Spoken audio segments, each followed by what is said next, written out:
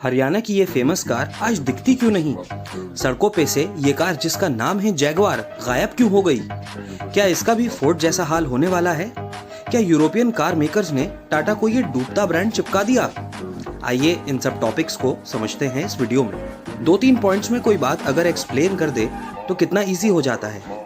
कुछ ऐसे ही हमारा चैनल ऑटोटेक आपको सरल भाषा में ऑटोमोबाइल और टेक्नोलॉजी से रिलेटेड टॉपिक्स एक्सप्लेन करता है। इस चैनल को सब्सक्राइब करते हुए आगे बढ़ते हैं। पहले जैगवार का छोटा सा इतिहास जान लेते हैं। जो स्वॉलो साइडकार्स कंपनी नामक ब्रांड पहले साइडकार्स बनाने के लिए फेमस हुई थी, जिसको विलियम वॉल्सले और विलियम लॉयंस ने 1922 में बनाया था, उसमें आपसी सहमति ना होने के कारण विलियम वॉल्सले ने 1934 में छोड़ दिया था और तब इस कंपनी को रिकैलिब्रेट करके इसका नाम एसएस कार्स लिमिटेड रखा गया और फिर स्टैंडर्ड कार कंपनी नामक एक कार मैन्युफैक्चरर के साथ मर्जर किया, जिसके अंडर 1935 में अपनी पहली कार लॉन्च की, जिसका नाम था जैगवार एसएस 2.5 लीटर सेलोन, जिसने जनता का काफी प्यार बटोरा। और उसी साल में जैगवार एसएस 90 भी लॉन्च हुई, जो 2 सीटर कार थी, जिसको मोटर स्पोर्ट्स इवेंट के लिए स्पेशली बनाया गया था। इसका नाम एसएस 90 भी इसलिए था क्योंकि इसकी top speed 90 miles per hour थी। 1945 में सब स्टेक होल्डर्स की सहमति से एसएस कार्स का नाम बदल के जैगवार रख दिया, जिसके अंडर में पहली कार XK120 लॉन्च हुई थी। और ऐसे ही जैगवार कंपनी ने आगे XK140 और XK150 को भी लॉन्च किया। टाइम के चलते जैगवार को इसके फाउंडर विलियम लॉयंस ने इसको ब्रिटिश लेलैंड को बेच दिया। अब क्योंकि एक तरफ ये ब्रांड एक स्पोर्ट्स कार रेपुटेशन के लिए फेमस था और दूसरी तरफ ब्रिटिश लेलैंड के पास ऑलरेडी दूसरी कार ब्रांड्स होने के कारण जैगवार पे ब्रिटिश लेलैंड्स ने कुछ खास ध्यान नहीं दिया। टाइम के साथ साथ जब इसके डिजाइन ओल्ड होने लगे तो इसको फोर्ड के हाथों $2.5 बिलियन में बेच दिया गया। उधर फोर्ड ने लैंड रोवर को भी $2.75 बिलियन में खरीद लिया था और बेचारा फोर्ड इन दोनों ब्रांड्स को एक साथ ही ऑपरेट कर रहा था। उनकी कोशिश थी कि इन दोनों कार ब्रांड्स को फेमस तो बाद में, पहले प्रॉफिटेबल बनाया जाए, जिसकी वजह से दोनों कार ब्रांड्स के पार्ट्स भी शेयर होते थे। और इन दोनों ब्रांड्स को मार्केट में मेंटेन रखने के लिए फोर्ड ने इन पे करीब $35 बिलियन इन्वेस्ट किए थे। लेकिन लग्जरी कार्स में कम एक्सपर्टीज होने के कारण से और इनकी लो सेल्स से तंग आके 2008 में फोर्ड ने जैगवार और लैंड रोवर को टाटा के हाथों सिर्फ $2.5 बिलियन में बेच दिया, जिसकी वजह से टाटा को लग्जरी कार मार्केट में एंटर करना आसान हो गया था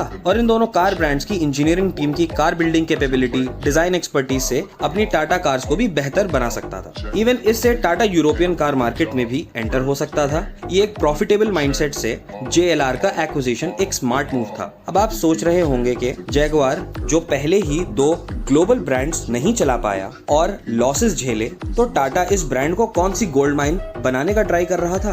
एक्चुअली टाटा ने कंप्लीट एनालिसिस करके जैगवार को एक्वायर किया था। जैगवार को एक्वायर करने के बाद टाटा की टीम ने 4 स्ट्रैटेजीज बनाई। इन्वेस्टमेंट प्रोडक्ट डेवलपमेंट, मतलब प्रोडक्ट की R&D स्ट्रॉन्ग कर दी और काफी स्मार्ट डिजाइन्स लॉन्च किए। ब्रांडिंग एंड मार्केटिंग, मतलब जैगवार की रेपुटेशन रिवाइव करके एशियन और यूरोपियन कार मार्केट में हेवीली प्रमोट किया। एक्सपेंशन, मतलब रेयरली कंसिडर्ड कार मार्केट्स जैसे कि चाइना कार मार्केट या मिडिल ईस्ट कार मार्केट में कार की डीलरशिप्स और शोरूम्स ओपन किए, जिससे कि जैगवार को ज्यादा से ज्यादा ऑडियंस अटेंशन मिले और देसी भाषा में जो दिखता है वो बिकता है। इनोवेशन एंड सस्टेनेबिलिटी, मतलब टाटा ने जैगवार के अंडर में काफी एक्सपेरिमेंट्स किए, जिससे इलेक्ट्रिक और हाइब्रिड कार्स लॉन्च की, जो फॉरवर्ड थिंकिंग को और क्लीन एनवायरनमेंट को प्रमोट करता है। अब ये सब होने के बाद भी 2009 में जैगवार से टाटा ने बहुत बड़ा लॉस झेला, जिसका मेजर रीजन था ग्लोबल रिसेशन।